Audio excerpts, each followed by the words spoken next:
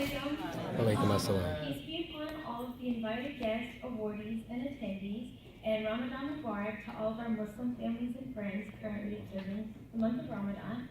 This year's theme for the banquet, One Creator, One Creation, One Humanity, often leads me to think of unity and community. And when I think of community, I think of love and peace, wanting for our brothers and sisters what we want for ourselves, and simply helping and uplifting each other. And I feel very blessed to have all of these things and this community sitting right in front of me. And I wanted to thank you all for creating a safe space for me as well as all of the other youth here because it is very much needed.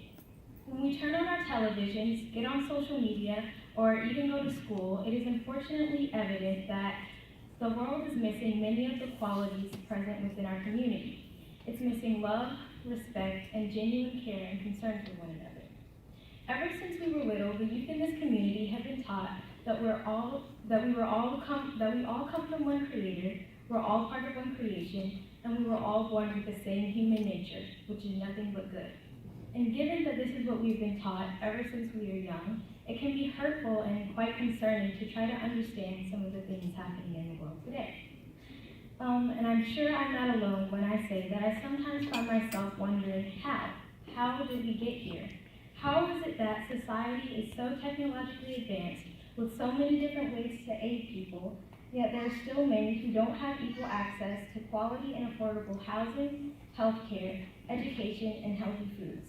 How can we have so many museums that document the contributions of all, and how can we have so many successful businesses and still not value the lives and contributions of African Americans or give women the respect they deserve? How is it that society is at the peak of its success while also simultaneously regressing in its thinking? And when thinking about these local and global issues, it can be quite frustrating, but I think that it's also important to remember that there are people, such as our awardees, who are striving to address these problems in our communities. Those of us who are Muslim are currently observing the month of Ramadan, fasting to become closer to God, to become more grateful and appreciative of what we've been blessed with, and to better understand the struggle of those who are less fortunate than us. And I feel that this is one of the many beautiful things about being a Muslim, and it leads me to think about how the world would be if people were more focused on God than on guns, or sympathizing with and helping one another rather than fighting with each other, or if people were more concerned about improving upon themselves instead of judging others. All of the good that lies within this community isn't always expressed in the world.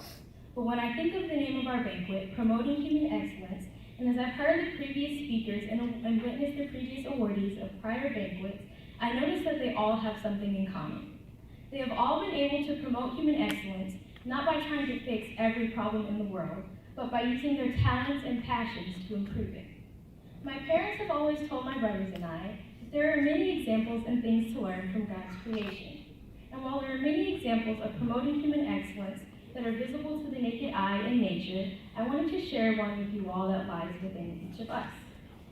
Recently in biology, I was learning about viruses, and I learned about the two cycles that they sometimes switch between, the lytic cycle and the lysogenic cycle. And I wanted to specifically talk about the lysogenic cycle. In this cycle, a virus inserts its DNA into a cell. The DNA of the virus also becomes a part of the DNA of the cell, and when that cell reproduces, the DNA of the virus is passed along to the daughter cell. And this reminded me of how when my parents were children, there were people who inserted or shared their wisdom, knowledge, and guidance with them. And as they continued to grow into adults, all of the things that they learned from their families and communities stuck with them, and they passed it down to me and my brothers. And just as the parent cell passes down the DNA of the virus to its daughter cell. And when my peers and I have our children, we'll pass down all the good we've received from this community to our children. But although this is true, we aren't currently at the point in our lives where we'll be having children. We're at the point in our lives where we're taking in all of the good that we're receiving from our families and communities and using it to become who we are so that we can promote human excellence starting now. As the next generation of future leaders, I feel that it is important that we take what we've learned from our community to promote human excellence. God says in the Quran, to each is a goal to which God turns them. So strive together in a relay race, helping each other towards all that is good. Wherever you may be, God will bring you together. for God has power over all things. Surely God the Mighty speaks the truth.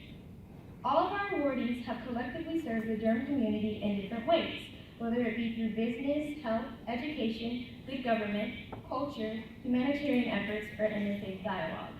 My peers and I can also help to improve the conditions in our community by volunteering in these areas and pursuing our God-given interests. We can also honor the legacy of those who came before us by doing our best in everything we set out to do, staying strong even when faced with peer pressure, and ultimately reminding those around us that no matter what faith you are, we all have one Creator. No matter what race you are, we are all part of one creation. We are all part of one humanity. Thank you.